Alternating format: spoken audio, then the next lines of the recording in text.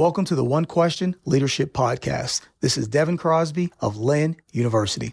Leadership is a dynamic occupation that requires vision, excellence, but most importantly, the humility to serve your people on a daily basis.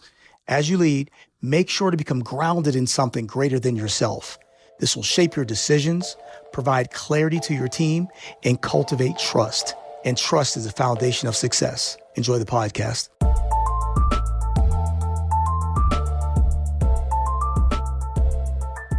Greetings, this is Ty Brown and welcome to the One Question Leadership Podcast, where we highlight executive and organizational leadership. Be sure to follow us on Twitter and Instagram at 1Q Leadership.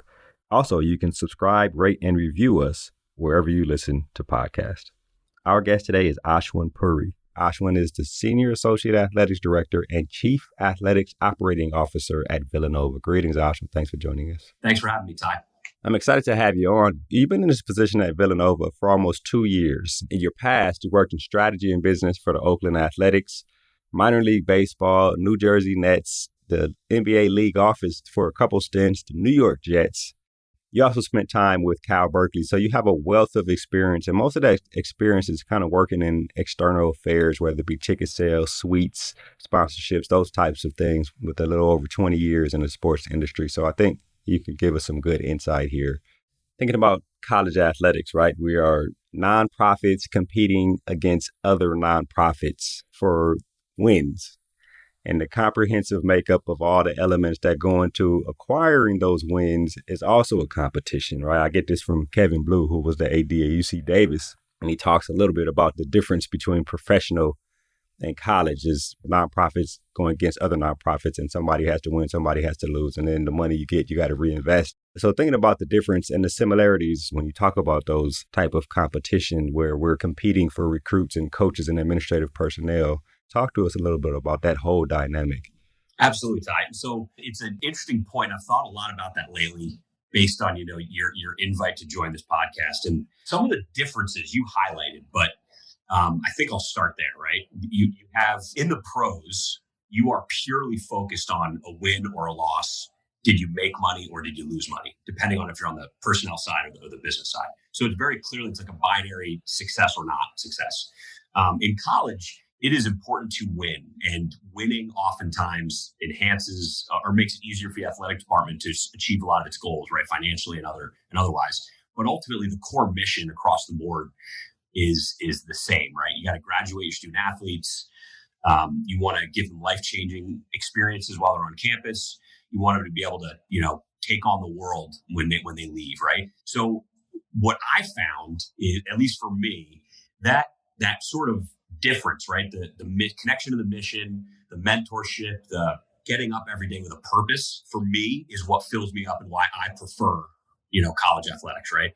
That said, I think there's so many transferable skills, especially, you alluded to a lot of my experiences on the external side, whether it's selling or fundraising, allocating resources, generating resources, however you refer to that all starts with relationships, right? Whether you're selling a ticket for the Jets or the Nets, or I was selling a ticket or a club seat at Cal, the process is oftentimes the same. Now, how you sell and the story you tell might be a little bit different, right? At Cal and at Villanova, I'm able to talk about the impact those dollars make towards our mission and connect, someone with an actual tangible result based on their dollars. Whereas, in the pros, it's less about that and more about I have this seat for these experiences. Would you like it? And I can give you a great package and we can make you feel great about yourself and give you some wonderful benefits and features. But ultimately, you are buying that seat to go to that game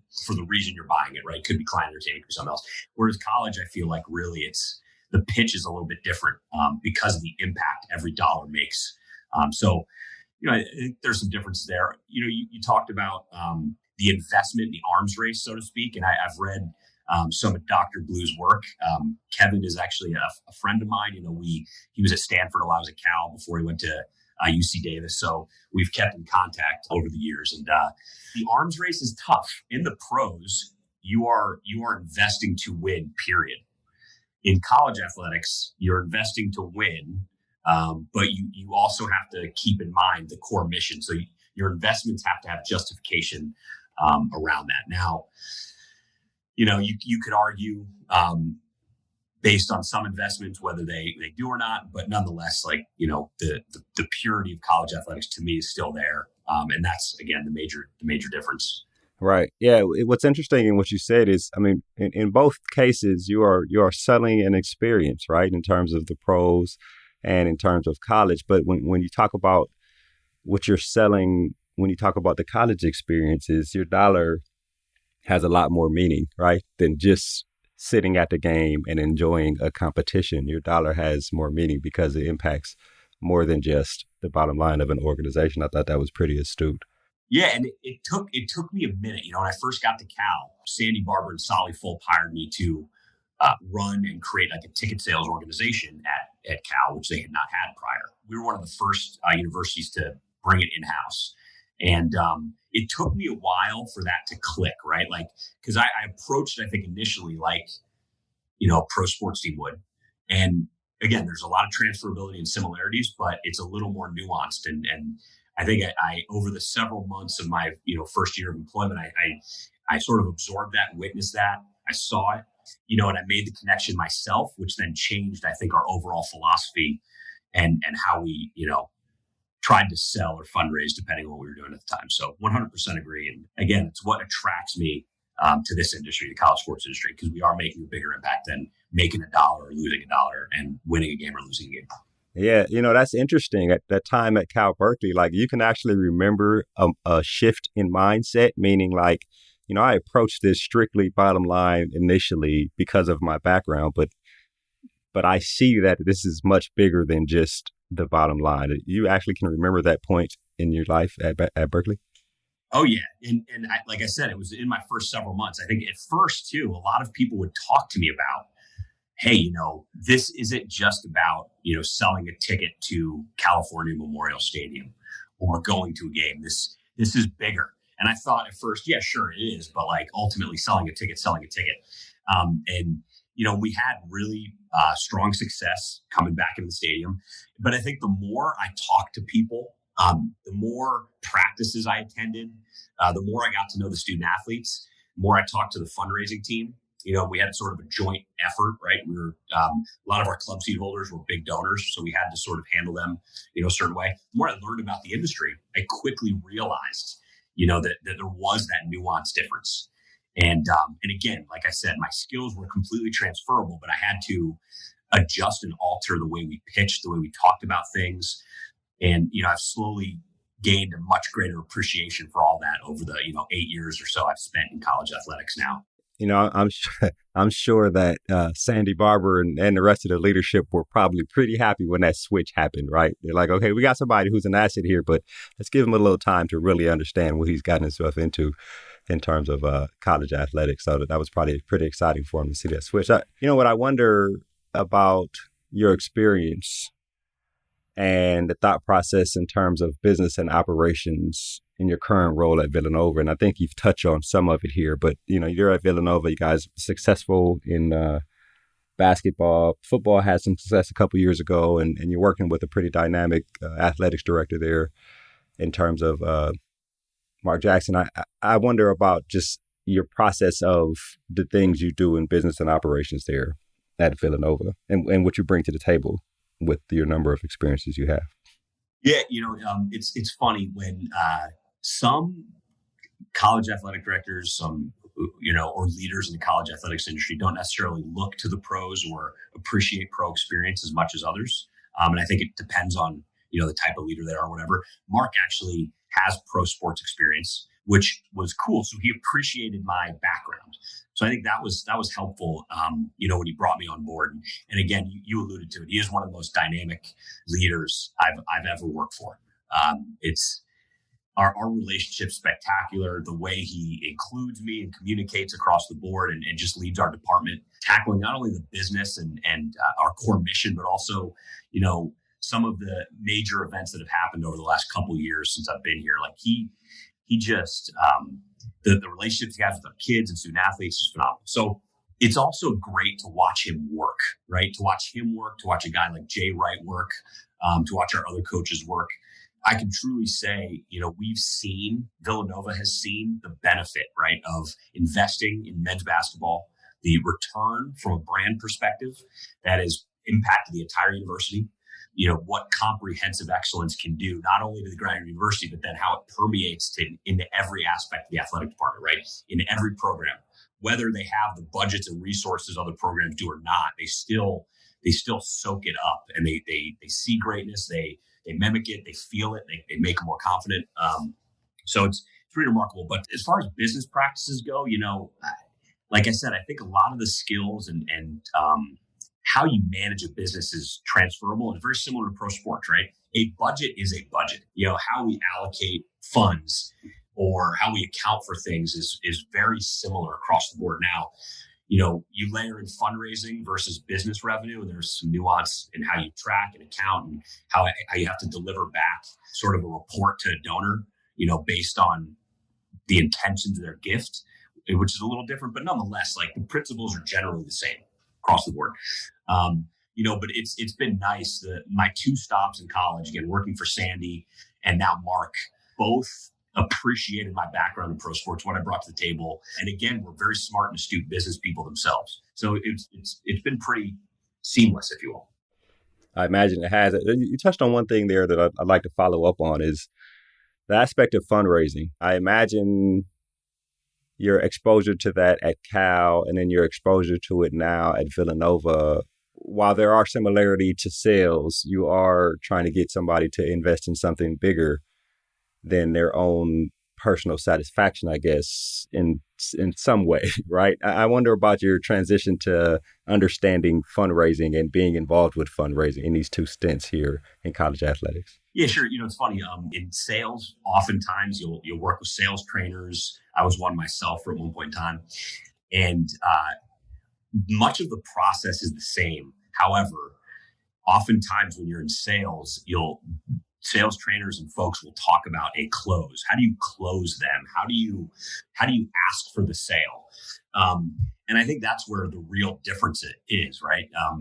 Ultimately, like when you're fundraising or you're selling, you're building rapport, you're building a relationship, you're uncovering sort of the likes, the dislikes, the motivations of either the buyer or the person potentially that's going to give a gift, right? And so understanding who they are, what their interests are, and trying to connect the dots with a need, either on the fundraising side, a need or a program that could be enhanced with their gift, or on the pro side, trying to solve the problem or give them something that they've clearly articulated they might want or find pleasure in, right? But ultimately, like there's no close in fundraising. You sort of present opportunities, and ultimately, like the donor has got to want to do it. Because there's so much like value. If the person who does want to give, they've got to feel it inside. They've got to feel a connection. They've got to feel good about it. And of course, there's quid pro quo gifts, right? Like a sale, whether you give the person a certain type of benefit or recognition or whatever. But ultimately, you can only go so far when you're fundraising. It hard closes, like maybe some people in sales preach. Just it's not the same. So how you ask for it is a little bit different, but I think how you approach it ultimately very similar, right? It's just uncovering a need, it's making a connection to the product. So again, just like my transformation, how we sold tickets, I think the same thing. I realized that my skills were transferable from a fundraising perspective, and I'd find success if I thought about it the same way, but built in sort of the understanding that there's some different steps, probably closer to the end than a corporate sale or a ticket sale. All right. You don't want to hard close them, right? Do you want to get it or you don't want to get it? That's not something you want to do in fundraising. Right.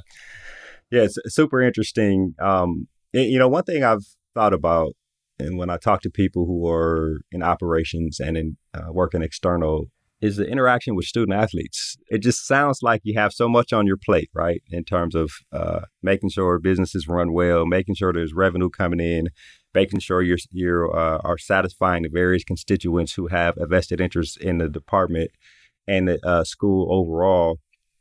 I guess the same question goes to athletic directors. It's like, have you and how do you find time to possibly interact with student athletes? You mentioned Cal going to practices. Do you do any of that there at Villanova?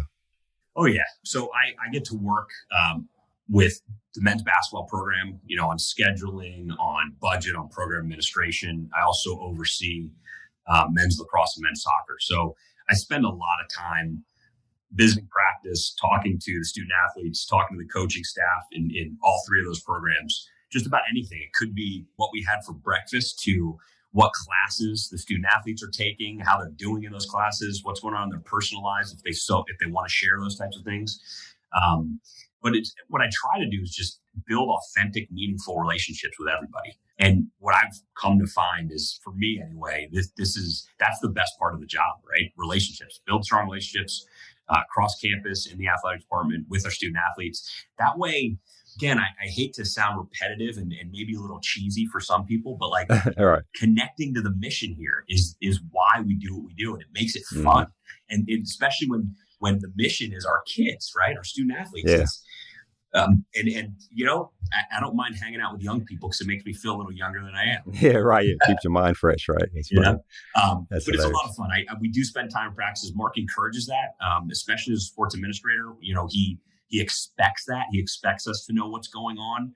He expects us to know like positives, negatives, challenges our kids are facing. What's going on with the coaches, how they're thinking about sort of the program strategically and tactically. I don't get involved in game planning or anything, but I do understand what's going on in and around the program every day. And that takes a lot of attention, a lot of relationships. And again, it's the best part of my job, to be quite honest with you. I absolutely love it. Of course, you mentioned Mark has professional experience. And of course, we've talked about your professional experience. Are there times when you and him are collaborating on things when, you might have to take that approach of, that bottom line approach when you want to move the department forward on aspects regarding revenue generation? Yeah, look, I think we both appreciate accountability. We both appreciate that bottom line mindset. I think you have to when you're running a business, regardless of it's a nonprofit in higher education or if it's a for-profit private company. But I think ultimately, and that's a part of the culture you build every day. It shouldn't be a surprise to people when you're having tough conversations about accountability, about results, about performance, because that's what that really is, right? And I think pro sports, it's very apparent. There's no like soft side of pro sports. You either achieve success or you don't, and if you don't, you're not going to be around for long. And I think that same idea is in college athletics. You just maybe talk about it a little bit differently, but ultimately the accountability is the same. The culture supporting accountability. You may talk about it a little bit differently. You may present things a little bit differently, but everything we do is about results. And our results in college might be a little bit different than the results expected in pros, like I said, because it's a broader mission. But nonetheless, it's very similar principles. Right. Still a business. You still got the difference is there is actually a purpose and a mission in terms of college athletics, but you still got to focus on bringing in more money than you spend, trying your best to do that kind of thing. That's very interesting. This last question here I ask is, what I know about Mark and the couple of times I've interviewed him is he is a big time introspective, self-reflection time type person. And that is what he preaches. Now you get somebody to have somebody who can authenticate that, right?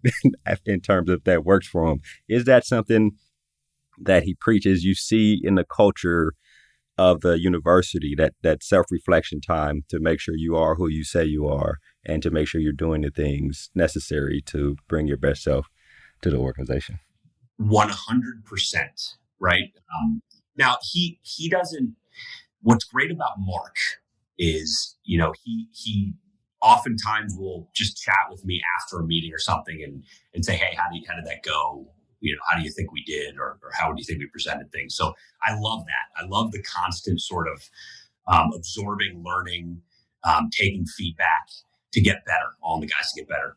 But he doesn't like force his process on anyone else. I think what he wants is for people to do it in their own way. But he encourages it all the time. I mean, he's an amazing guy to work for. And I'll use the term friendship. And sometimes people use that term a little too lightly, but like, I feel like Mark and I have become friends. Yes, there's a time where he has to hold me accountable and have a conversation with me about, did we do things the right way? Did we not? Whatever, right? Like those things always happen. But we built a really true, authentic relationship. And I think that's what he does. Whether it's with donors, the president, our president, Father Peter Donahue, whether it's with our SWA and my counterpart Lynn, or Father Rob, like Mark has built really authentic, awesome relationships because he's such a stand-up guy. He's humble and he believes in team, right? Like team first. It's we. It's all about we and us all the time. So look, he's one of the best guys, best leaders I've worked for. And it's really awesome, again, like I mentioned this earlier, to watch him work. He is relentless. I mean, his schedule is packed. He's hanging out with donors. He's presenting to the board of directors. He's working on, just our overall men's basketball strategy with Jay. He's all over everywhere. He attends countless events every year. I mean, it's exhausting watching him work, but again, it's really speaks to who he is. Just an amazing guy. Yeah, I've enjoyed the times that I've gotten to speak with him about his process of self-reflection and taking the time to understand who he is. This has been an excellent conversation, Ashwin. I really appreciate you joining us here on the One Question Leadership Podcast. It's been a blast, Ty. Thanks for having me. That was Ashwin Puri. He is the Senior Associate Athletics Director and Chief Athletics Operating Officer at Villanova. And of course, this is Ty Brown with One Question. And keep in mind, the role of a leader is to create and maintain an environment that people want to be a part of. And as always, be better tomorrow than you are today.